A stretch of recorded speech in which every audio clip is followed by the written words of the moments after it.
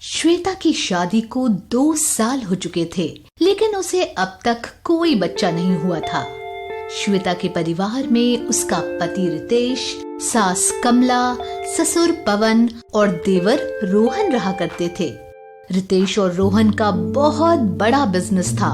श्वेता को एक भी संतान ना होने के कारण पड़ोस की औरतें उसका हमेशा मजाक उड़ाया करती। इस बात से कमला जी को बहुत दुख होता था, लेकिन फिर भी कमला जी अपनी बहू को कुछ नहीं बोलती थी, क्योंकि वो भी जानती थी जो भी होता है वो भगवान की मर्जी से ही तो होता है। अब क्या बोलूं हेमा बहन, सब ऊपर वाले की लीला है, इसमें हम कर ही क्या सकते हैं। अब तुम ही देख लो, तुम्हारी बेटी ने तो भाग के शादी की थी, सारे खानदान की नाक कटवा के रखती। अब तुम तो इसमें कुछ नहीं कर सकती ना। अब मेरी बहू श्वेता का क्या है, आज नहीं तो कल बच्चे तो हो ही जाएंगे। हाँ, वो तो ठीक है, लेकिन अपनी उम्र भी तो देखो कमला बहन। अब शरीर का कोई भरोसा भी तो नहीं है, कब साथ छोड़ दे। इसीलिए मैं कहती हूँ, मेरे पहचान में एक बाबा है, मैं वहाँ का पता दे देती हूँ। तुम एक बार श्वेता बहू को लेकर जरूर जाओ, फिर देखना। कमला जी को हेमा की बात का बहुत बुरा लगता है, लेकिन वो सुन के अनसुना कर दिया करती। अरे वो सब तो ठीक है, तुमने तो कुछ खाया ही नहीं, अब उठाओ भी। कुछ देर बाद पड़ोस की औरतें अपने घर चली जाती हैं। फिर शाम को, क्यों रे रोहन, तुझे कोई लड़की तो पसंद नहीं है ना? क्यों माँ, आप मुझसे ऐसे सवाल क्यों पूछ रहे हो? क्यों ना पूछूं, अब तेरी शादी की उम्र हो गई है, अब तो दूर दूर से कई रिश्ते भी आ रहे हैं तेरे लिए। नहीं माँ, अभी नहीं, हमने पिछले महीने ही अच्छी खासी इन्वेस्टमेंट की है अपने बिजनेस में, और वर्कलोड भी ज्यादा हो गया है। आप रोहन की शादी अभी रहने ही दो। अरे बेटा, तू नहीं समझ रहा, इसकी शादी की उम्र हो गई है और इसके लिए अच्छे रिश्ते भी आ रहे। अगर अभी शादी नहीं कराई तो बाद में बहुत दिक्कत होगी। अरे माँ, आप मेरी मजबूरी भी तो समझो, इससे हमारे काम को कितना नुकसान होगा। हाँ माँ, भैया सही कह रहे थे, मेरी शादी अभी रहने दो आप। अब तू भी शादी करने को राजी नहीं है तो मैं क्या कर सकती हूँ। रोहन खाना खाकर अपने कमरे में चला जाता है, तभी उसकी भाभी घर का सारा काम करके उसके कमरे से गुजर रही होती है। सिया, मैं अपने घर वालों को किस मुंह से बताऊं कि मैं तुमसे प्यार करता हूँ। तभी रोहन को उसकी भाभी बुलाती है। देवर जी। सिया, मैं तुम्हें बाद में फोन करता हूँ, लगता है भाभी आ रही हैं। क्यों देवर जी, आप लोगों का बिजनेस कैसा चल रहा है? अच्छा ही चल रहा है भाभी। अच्छा जी। वैसे आप इतनी रात में यहाँ क्या कर रही हो? कुछ नहीं, आपके कमरे से खटर पटर की आवाज आ रही थी तो मैं आ गई। कोई लड़की से बात कर रहे थे क्या आप कॉल पर?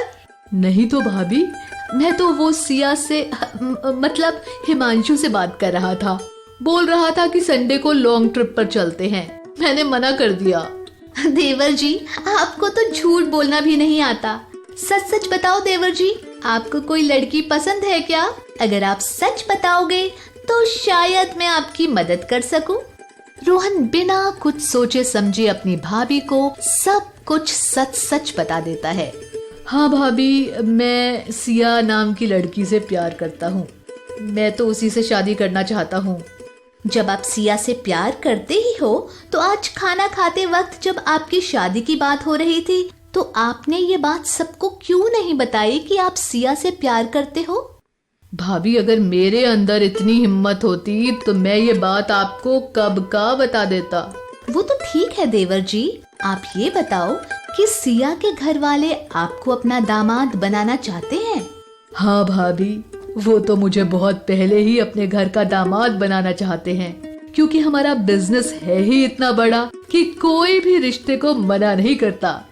आखिर हर एक लड़की का बाप यही चाहता है कि उसकी लड़की एक अच्छे और बड़े घर की बहू बने। हाँ, वो सब तो ठीक है। तभी श्वेता को उसका पति रितेश उसे बुलाता है। श्वेता, जरा यहाँ तो आना। अभी आई। श्वेता तुरंत अपने कमरे में जाती है। हाँ, आपने बुलाया? मैं ये कह रहा था, आज जो माँ रोहन की शादी की बात कह रही थी वो सही कह रही थी। रोहन की शादी हमें कर देनी चाहिए। बात तो आप सही कह रहे हैं। तो कल ही हम रिश्ते देखने शुरू कर देते हैं। तभी श्वेता मौके का फायदा उठाते हुए बोलती है, मुझे आपको रोहन के बारे में कुछ बताना था। हाँ हाँ बोलो, क्या बात है? रोहन एक सिया नाम की लड़की से प्यार करता है और वो दोनों लव मैरिज करना चाहते हैं। क्या रोहन लव मैरिज करना चाहता है? हाँ, ये बात देवर जी ने मुझे आज बताई। क्या नाम बताया? सिया। तो सिया के घर वाले तैयार हैं रोहन को अपना दामाद बनाने के लिए? हाँ, वो तो कब के तैयार है। रोहन आपके डर से ये बात आप सभी को नहीं बता पा रहे थे, इसीलिए ये बात मुझे बतानी पड़ी। तो ठीक है, हम कल ही रोहन के रिश्ते के लिए कल सिया के घर चलेंगे और ये बात माँ को भी बता देना। जी, आप जैसा कहो। श्वेता भी मन ही मन खुश हो रही थी क्योंकि अब उसकी जिम्मेदारियां कम जो होने वाली थी। पर कौन जानता था कि यही सिया श्वेता पर भारी पड़ने वाली है। फिर दूसरे दिन सभी सिया के घर शादी की बात करने जाते हैं। नमस्कार सुबोध जी। हाँ जी, नमस्कार नमस्कार। हम तो आप लोगों का कब से इंतजार कर रहे थे। आखिर आप लोग आज आ ही गए। बैठो बैठो रितेश बाबू। फिर सभी परिवार वाले मिलकर शादी की बात करते हैं और एक शादी की डेट फाइनल करके सिया और रोहन की शादी कर देते हैं। फिर एक सुबह, अरे श्वेता बहू, नाश्ता तैयार हुआ कि नहीं? मम्मी जी, बस 10 मिनट में ला रही हूँ।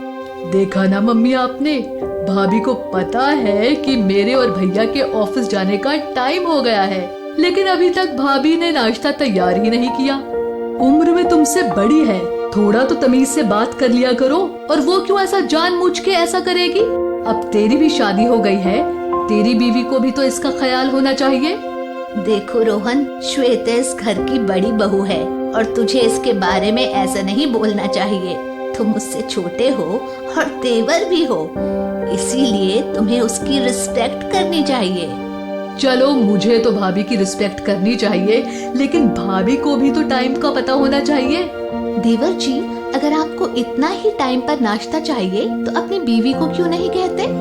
सुबह का नाश्ता तो आप ही बनाती हो ना भाभी, वरना सिया ऐसा खाना बनाती है ना कि आपकी जरूरत ही नहीं पड़ेगी। इतने सालों से तो आप भाभी के हाथ का ही खाना खा रहे हो ना, आज बीवी आ गई तो उसके हाथ का खाना अच्छा लगने लगा। देखो रोहन, तुम ऐसे अपनी भाभी से बात मत करो, तुम्हें शोभा नहीं देता। मेरे पास ना ऐसी फालतू बातों का टाइम नहीं है। भैया, मैं चलता हूँ साइट पर, आप दूसरी गाड़ी से आ जाना, मैं तो चला। ये बोलकर रोहन गुस्से में वहाँ से चला जाता है। मम्मी, मुझे ऐसा क्यों लग रहा है कि हम दोनों भाइयों को अपनी रसोई अलग अलग कर देनी चाहिए। अरे ऐसा क्यों कह रहा है तू? इतनी सी बातों से घर का बंटवारा। अरे आप ऐसा क्यों कह रहे हो? देवर जी को समझाने की जरूरत है, वो समझ जाएंगे। आप फालतू में टेंशन मत लो। फिर शाम को श्वेता अपनी सहेली के बर्थडे पार्टी में चली जाती है। अरे 7 बज रहे हैं, लगता है श्वेता बहू को आने में वक्त लगेगा। सिया बहू, ओ सिया बहू।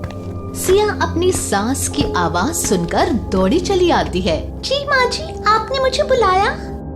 हाँ बेटा, वो मैं ये कह रही थी कि आज रात का खाना तुझे ही बनाना है। क्यों, आपकी श्वेता बहू कहाँ है?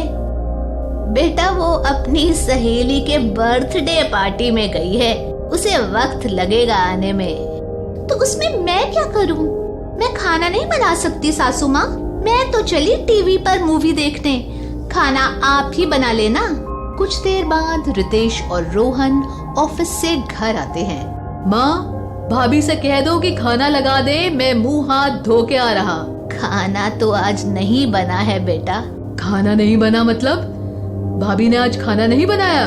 नहीं बेटा, वो आज तेरी भाभी अपने दोस्त की बर्थडे पार्टी में गई हुई थी, तो उसने आज खाना नहीं बनाया। आज तुझे बाहर से ही खाना मंगवाना होगा। रोहन अपने भाभी के कमरे में जाता है। भाभी, आपने आज खाना क्यों नहीं बनाया? आपको सासू माँ ने नहीं बताया? मैं अपनी फ्रेंड की पार्टी में गई थी, इसीलिए खाना नहीं बना पाई। आखिर सिया भी तो घर में थी, वो भी तो खाना बना सकती थी। देखो भाभी, मैं आपसे बहस नहीं करना चाहता। इतना कहकर रोहन वहाँ से चला जाता है। सिया के कारण रोहन और रितेश के बीच नोक झोंक शुरू हो चुकी थी और बेचारी श्वेता, उसने तो अपने देवर की मदद करके एक बहुत बड़ी मुसीबत खड़ी कर दी। अब अगले एपिसोड में देखते हैं कि श्वेता इतनी बड़ी मुसीबत का सामना कैसे करती है।